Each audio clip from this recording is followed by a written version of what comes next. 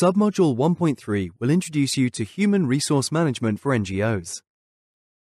The content of this submodule will focus on how NGOs can recruit and manage their human resources to the best of their ability in order to reach their vision. We will talk about the recruitment process of employees and volunteers and what are the common steps for both. Then we will talk about the motivation of volunteers and staff in relation to Maslow's hierarchy of needs, followed by a description of the 4 types of motivation. We will discuss outsourcing and what benefits it can have for your NGO.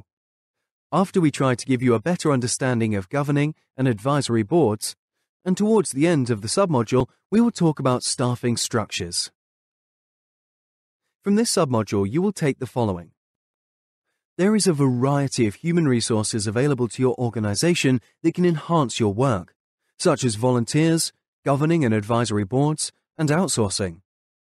Volunteers are likely to play an important role within your NGO, and you should therefore consider creating a volunteer plan. There are different types of motivation, and which ones you utilize will largely depend on the personalities within your team. Outsourcing can make up for the missing knowledge and skills of your NGO in a financially affordable manner. Governing bodies can play an important role in the decision-making process of NGOs, and can be included in the daily operations of your organization. Advisory boards can be useful when your organization needs external expertise and knowledge. It is important to manage your resources effectively and to choose the most suitable organizational structure. Now, let's start from the beginning. What are the steps for recruitment? First, it is important to identify the need for new people and whether you want to hire someone full-time, part-time, or on a volunteer basis. Determine what kind of tasks you expect them to perform, what competencies they need to have, and how many hours you need them for. Next, your NGO needs to attract the candidates. This can be done through social media, your personal network, advertisements at university or local youth clubs. Following this, the candidate who might be a good fit for your NGO will be called for an interview. This is when you get to know each other better and figure out if your mutual collaboration will create positive results. After the interview, the candidate is selected and offered the position. It goes without saying that when you're hiring someone, you should also draft and agree upon a contract that sets on paper the binding legal terms. The last step to the recruitment process is onboarding and training. In other words, the recruitment process lasts from the initial phase of identifying the need for people to hiring and onboarding them. The steps are nearly the same regardless of whether you recruit volunteers or paid staff. However, the approach is different because volunteers cannot be offered a salary, which impacts their motivation. And since NGOs often rely on the dedicated support of volunteers, we will have a closer look into how to motivate them and how to create a volunteer plan. In order to design a volunteer plan, you should think about the time frame, working hours, responsibilities, and job duties of the volunteer. It should also include a financial budget estimation, such as how much money you can afford to spend on volunteers so that you don't get short on money. You should also set additional time aside during which supervisors can provide support and guidance to the volunteers. As the volunteers can hardly ever be offered any sort of financial support, some of them might expect to gain something else in return, for example, accommodation, food, or travel reimbursement. Volunteers will also have expectations in terms of non-monetary gains. This entails things like a sense of purpose, learning new things, making a difference in the world, meeting new people they would not encounter otherwise, and being part of a community. It also enhances volunteers' work experience, which can positively influence their career and broaden their horizons. These needs can be understood better through Maslow's hierarchy of needs. According to Maslow's hierarchy, the most essential needs are physiological needs, such as food, water, shelter, and sleep. This could imply that volunteers should be provided with basic things, such as appropriate break times throughout the day, in order to keep up with daily tasks. The second is safety and security. Every person in the organization should feel comfortable in their environment and have the ability to socialize. However, the first basic level is necessary to achieve this.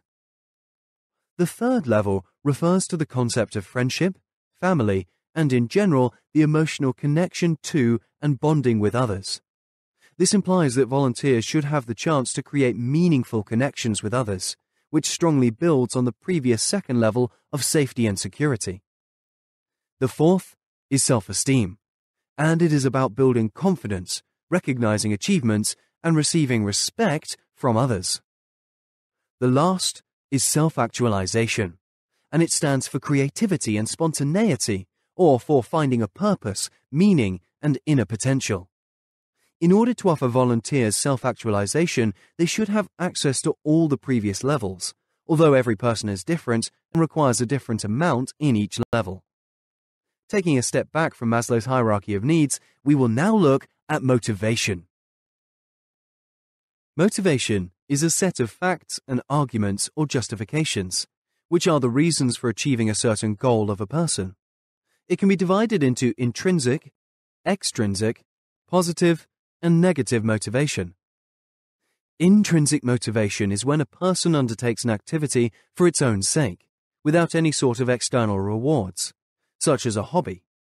Intrinsic motivation can result from our feelings, such as happiness, anger, or sadness, from our thoughts, or from our values and goals. For example, Mickey plays football because it brings him great joy, and because his dad has taken him to many games since he was little, which turned him into a dedicated fan.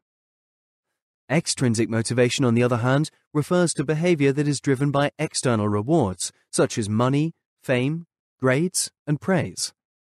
For example, Bobby is playing in order to win a local competition and to make his mother proud. Motivation can also be divided based on the collateral outcome, which happens once the goal has been achieved. This refers to positive and negative types of motivation. Negative motivation occurs when an action is taken to avoid experiencing pain or failure. For instance, if the student studied hard not to fail, that is a negative thought process because he is not focusing on achieving success, but on avoiding a bad grade. It is the fear of failure which causes negative motivation. Negative motivation is nearly always playing a role in your organization, but that is not to say you should use it as an intentional motivation strategy. Positive motivation is a technique in which a person is rewarded for accomplishing a certain task or changing a particular behavior. The rewards can be long-term and short-term. Long-term motivation can be difficult to maintain because the reward is far away. When it comes to a short-term reward, your motivation will be much higher. For instance, if you're doing a job and you get your salary monthly, your motivation level becomes higher because the short-term reward is much easier to be visualized in your mind. However, NGOs may not be able to incorporate short-term motivation as they are limited in terms of the tangible rewards they can offer. This raises a question. How can NGOs keep volunteers' level of motivation up? While we cannot give a definite answer for your specific NGO, we can provide you with some tips and recommendations.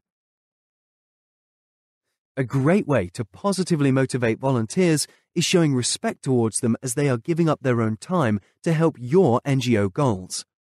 By showing respect, you create a good relationship and build trust with each other. Furthermore, communication and meetings should take place on a regular basis.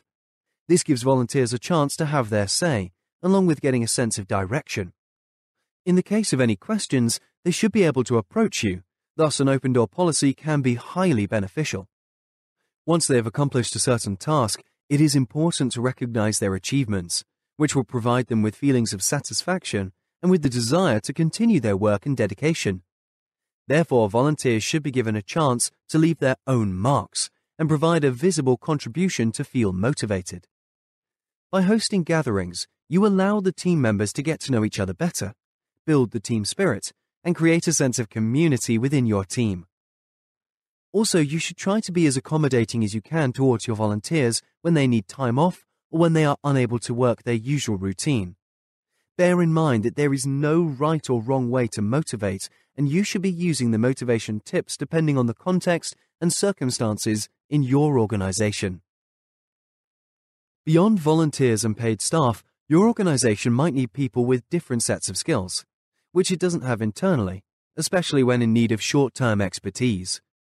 An example of this could be paying an external designer to create your NGO's website. In such cases, Outsourcing can be more financially beneficial because you most likely don't need to employ a full-time web designer as part of your organization. Although the hourly rate may be higher at first, in the long term it can help you cut costs. Reasons for outsourcing could be that your organization doesn't have the knowledge, experience, or other resources which would enable you to reach your goal. Outsourcing can enable your NGO to focus on its core activities and objectives, while hiring someone more experienced in a particular field who knows the ropes and can get the work done quicker and more efficiently. Now let's have a look at what other human resources are available to your NGO. Governing Board. A governing board means the managing members of a controlling committee. Governing boards are created when an organization is created, since they are part of its statutes and typically re-elected annually. Governing boards come with a lot of formalities and liabilities, and they are legally binding. They also have decision-making authority. Their members have a broad set of competencies and experience, while at the same time are expected to have a bird's-eye view of the organization's activity. Governing boards are considered an internal part of an organization, since they are not only influenced by internal issues, but they should understand them and take them into consideration. The governing board members can be a great resource for an organization due to their network. If you have a governing board, remember to include it in your daily management as a resource. Advisory Board. When in need of outside expertise, such as getting advice in terms of financial management or input to make managerial decisions or bringing new ideas, you can create an advisory board. This can be especially useful when you work with people of similar background and experience, as advisory boards can provide you with a fresh pair of eyes and inputs and experiences from other sectors. Advisory boards are informal and can be budget-friendly options to bring expertise into your organization and offer non-binding advice and support. They have no legal responsibilities or decision-making authority and hence cannot be held liable for any mistakes. Also, they are easy to create because they are not restricted by law, and the members can be recruited only for as long as they're needed. Advisory board members are likely to come with specific expertise and competencies, but are unlikely to possess a general overview of the organization's work.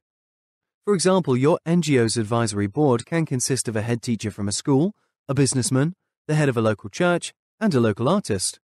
All of them can bring experience and knowledge from their own line of work that can help you learn more about the needs of your beneficiaries or give you valuable insights into different sectors. Lastly, we will look into staffing structures. In organizational literature, you can find many different structuring models, such as functional, product-based, market-based, and matrix. However, these are probably not so relevant for your NGO, and you are most likely to adopt a flat structure.